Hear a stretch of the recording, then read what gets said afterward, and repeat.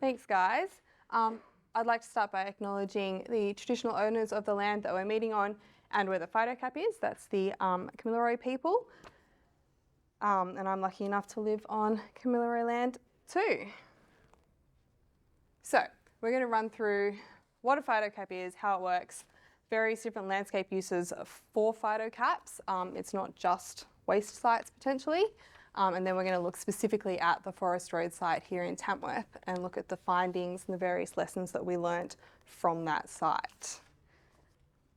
You can see the two little kangaroos in there, kind of. They're in there. We're getting some cool animals coming in, slowly but surely. So, this is a traditional landscape fill.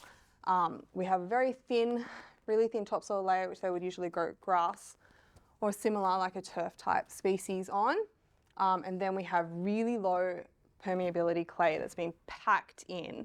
It's been mined somewhere, it's been brought in, trucked in, and then packed in really tight so that it is hopefully completely impermeable, or at the very least incredibly low permeability.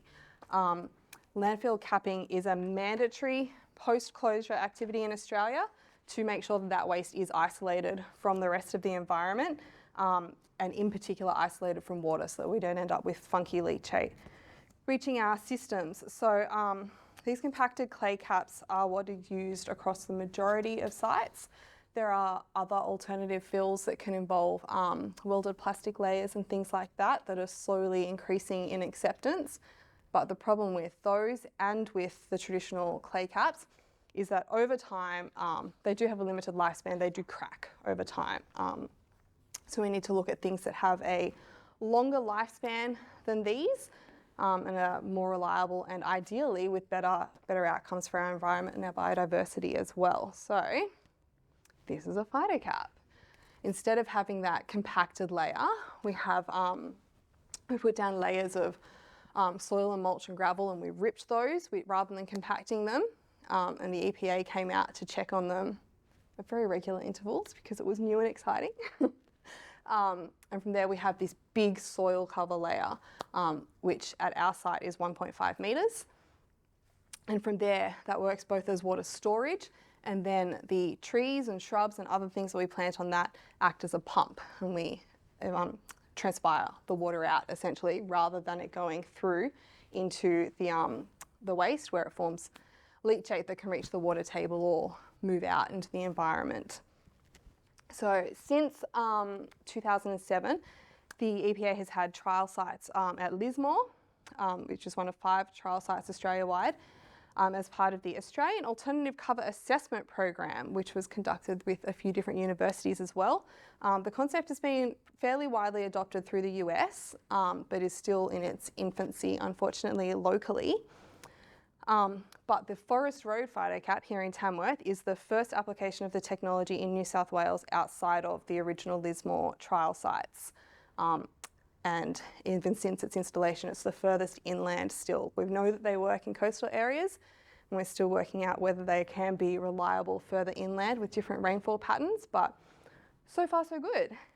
Results from the modelling show percolation rates in a thick Phytocap, so with more than 1.4 metres of soil, to be less than 2.4 mil a year, and 16 mil a year in the deep Phytocaps, and 24 mil a year in the thinner 0.7 metre Phytocaps.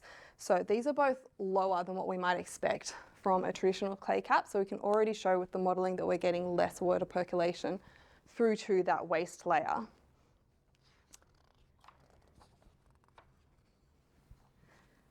So how do they work?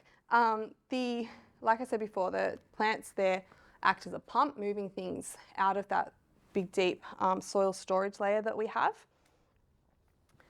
And the trees, essentially, we call them a biopump or a rainfall interceptor in some literature. They control the drainage of the rainfall into the buried waste and make sure that we are removing water from that waste before it can hit anything. It also, they found, we have gas monitoring wells throughout the site, and we found that the areas with the Phytocap had much lower methane emissions than the areas with a traditional cap, because we weren't getting that oxidation of that anaerobic waste layer. So that was an added bonus. And these have all been monitored for at least 3 years, all of the data. Phytocaps don't just have waste uses. There are councils in Queensland that are planning to phytocap landfills, and they'll turn them into parklands. They've got plans to put in, play spaces and ovals and big bush areas. But the big one for me is Homebush Bay, where we had the Olympics in 2000. So this technology has been around in its infancy since the late 90s when they remediated that site. Olympic Park is all on Waianamarra shales, which are highly impermeable, and it had been used as an entirely uncontrolled dump for decades prior to that site being handed over to the Sydney Olympic Park Authority. It had been used as an abattoir site, it had been used as a munitions store. The things that they found when they did all their investigations of that site, they found unexploded ordnances, power station ash, asbestos, hydrocarbons, you name it, they found. So it had been entirely uncontrolled with little to no environmental controls in place. And the remedial action they used at that site varied according to the type of waste that they found in the different areas. But the goal was, advertised as the Green Olympics. The goal was to do everything on site. All of the remediation was to stay on site, and all of those contaminated soils were to be kept on site. So Peter Walker from Peter Walker Partners, who were a large landscape architect firm, now PWP in Sydney, they worked in the Barangaroo project as well, had this mentality that everywhere that man had been previously, if we'd been really proud of something we did, we built pyramids. So there's a lot of pyramids at Olympic Park, and they're all full of contaminated waste. They have leachate collected systems at the bottom, but they are capped, they are phytocapped into these parklands where they blend in very well into the landscape. And you'll see them in other places around Sydney as well, but they kind of stick out a bit at Homebush. So yeah, all of the waste that needed to be excavated kept on site or remediated on site, and they were put in these containment cells essentially that they turned into pyramids. So the Forest Road site specifically, this is our phytocap. It is 2.2 hectares. The orange ones are our gas monitoring wells. Eventually we hope to be able to, they've been structured in a way that we will be able to harvest that should we so choose in future, and it become a natural gas source. But currently the current capped area is not large enough to make that quite feasible, but we are planning for the future there to try and keep that a little more sustainable. The green are our soil moisture probes, and these blue ones are all about irrigation points. The site was installed with irrigation from the very beginning, and it has clearly been sown in very rigid lines. They sowed it like they would a mining rehab project. And that's one of our lessons from it, is that if we're seeking to ultimately recreate the native plant community type, is that we'll probably use somebody different to sow it next time, and we'll get it more scattered. But it is located at the Forest Road landfill, which is about 3.5 k's north of Tamworth Town Centre, and it operates under an EPA licence, the whole site does. They have previously traditionally closed landfill cells there. There are open landfill cells. They move about 50,000 tonnes annually, and about the same goes through and gets recaptured for various different resource recycling streams as well, which I think is pretty good. And that site has been operating since the 70s. So that's this little chunk up here is our phytocap, but the site as a whole is clearly still very, very large. But this dirt area here will be phytocapped in the next few years. It's almost full, and they've started stockpiling soil to start forming those layers already, planning ahead for that. So there are EPA requirements for solid waste landfills that say that a final cap, irrespective of whether it's a traditional cap, a phytocap, or a different alternative cap, must reduce rainwater infiltration and therefore minimise the generation of leachate. and that should be less than 5% of the annual rainfall for the site. It must stabilise the surface, reduce the amount of suspended solids and sediment in runoff, minimise the escape of untreated landfill gas, reduce odour, dust, litter. There shouldn't be opportunities for scavengers or vermin, anything like that. It can't present a fire risk, which is important. Our sprinklers are designed that in really hot, windy days, if it's been dry, we can just leave them running and completely eliminate, or hopefully reduce that risk. Yeah, it's on town water currently. We do have stormwater dams on site and the plumbing is such that we can flick it over to those. But the stormwater dams are designed to prevent water going through the site really, rather than anything else. That's part of our APA licence, is that we prevent runoff from the site, so we capture that. So hopefully in future we'll be able to cycle that up, but unfortunately if we're irrigating it probably means it's been very dry and the stormwater dams are probably empty. We haven't irrigated for probably a couple of years now. They're fairly established now. They've been fairly self-sufficient and we've had good rain.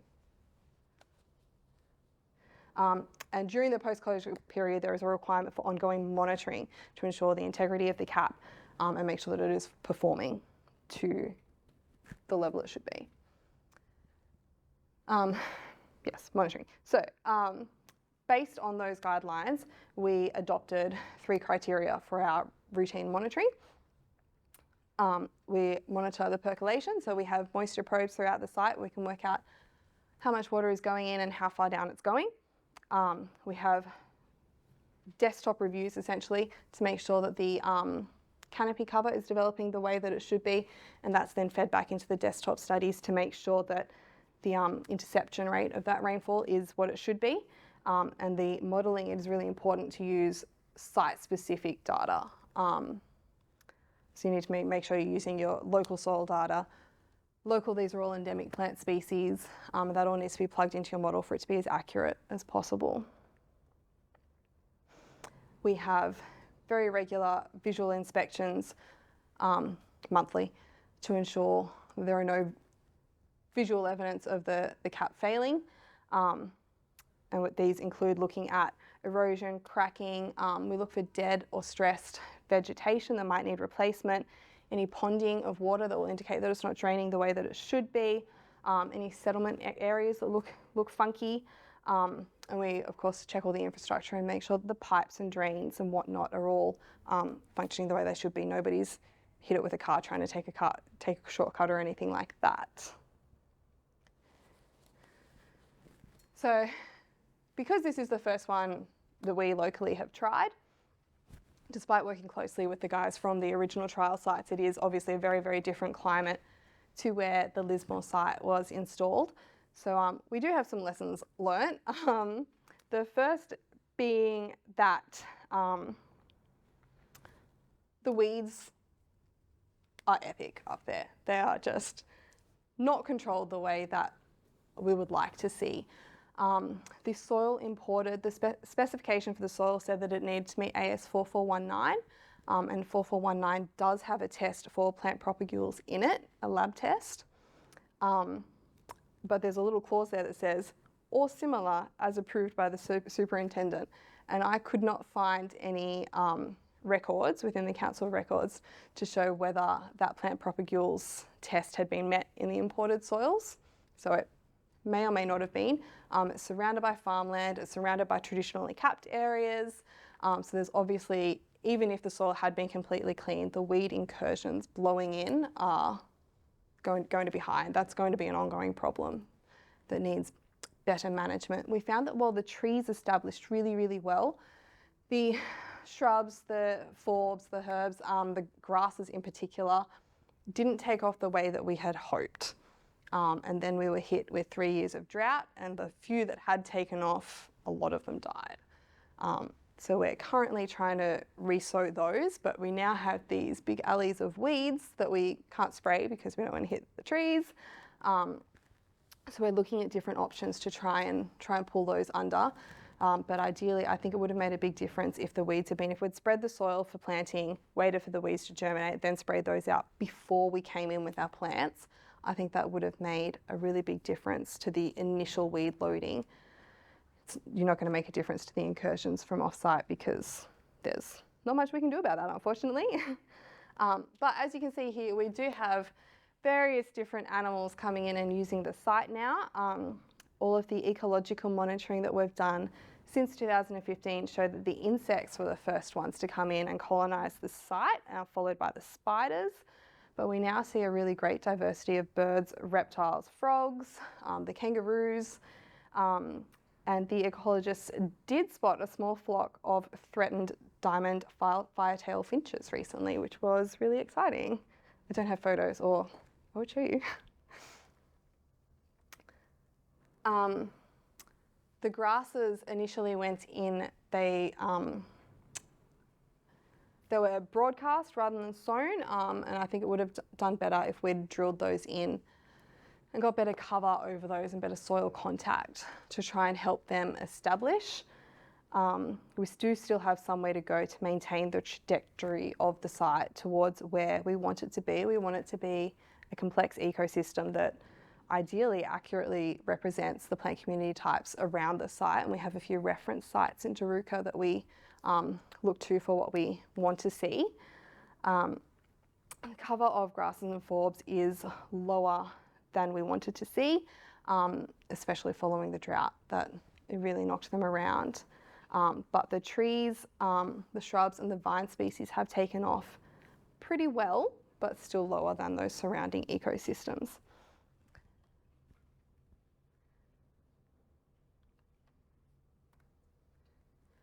Despite that, we would definitely do it again. We are planning to extend the Phytocap into the next closed cell, and we are planning for that now.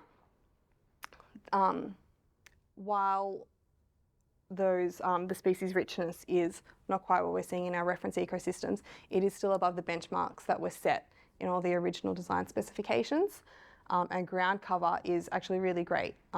Admittedly, some of it is weeds, and that's unfortunate, but they're still functioning to hold the soil there in place. So they're still performing a function, even if they are unfortunately setting more seeds for me.